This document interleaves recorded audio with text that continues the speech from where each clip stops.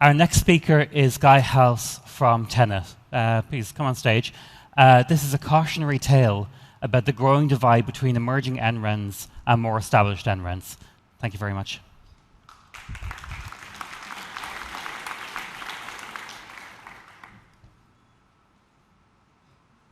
I love this community.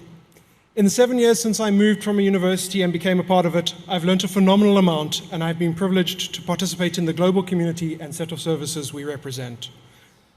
But as a Zimbabwean who lives at the southern tip of Africa, I'm also deeply aware that the deployment maps for many of these global services typically look a lot like this. There are no doubt many reasons for this, and people cleverer than I to analyze them. Nonetheless, I want to spend the next few minutes giving my perspective as someone who often feels as if they have a foot in both camps. The most obvious is participation. A lot of these services are funded by and developed in the global West. And that means that meetings that make critical decisions about them happen in places, well, a lot like this. Prior to COVID, many of those meetings were at least partially in person and involved travel. Yet for emerging NRENs in emerging economies, travel is expensive and travel budgets are small. I come from arguably one of the best funded NRENs in Africa, yet we think very, very carefully about where we go and why. COVID-19 improved this a little, but as we return to in-person meetings, let's not lose sight of those gains.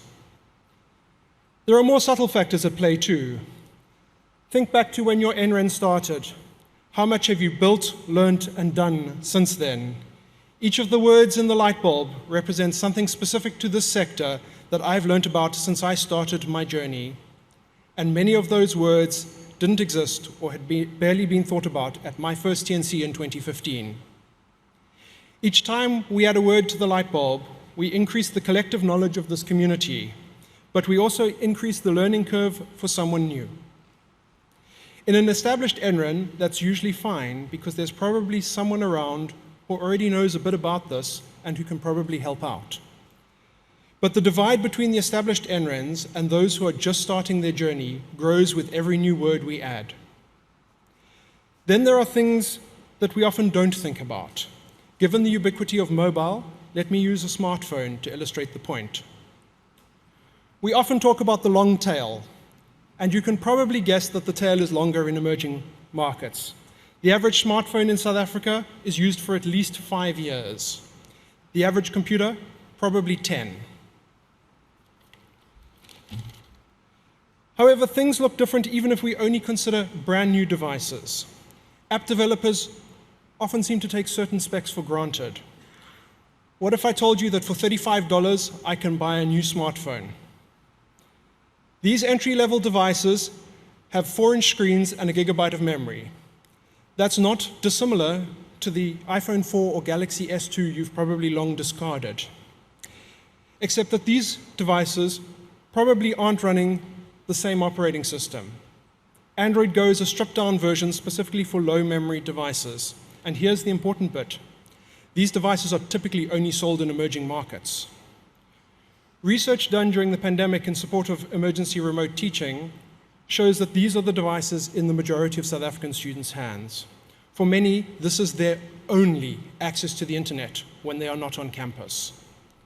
That makes it critical that the apps that we promote to students work on their devices. Then there's the other app store, the one that the Trump administration inadvertently created by imposing sanctions on Huawei.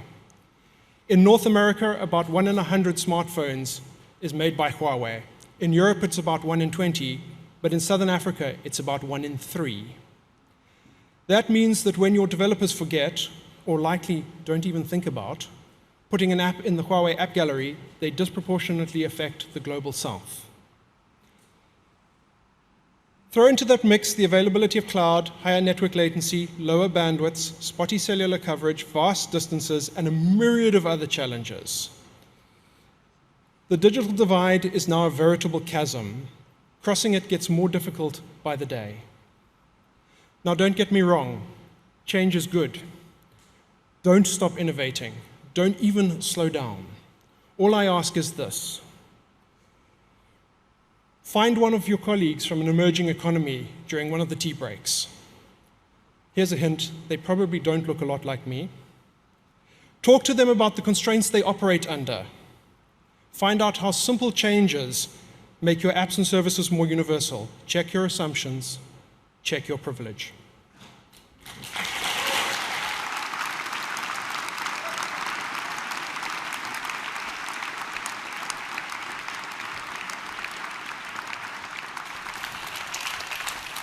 Thank you, Guy, very much for that really powerful message. Really appreciated that presentation. If you want to know more about emerging NRENs, you can also contact Layla at the Géant booth.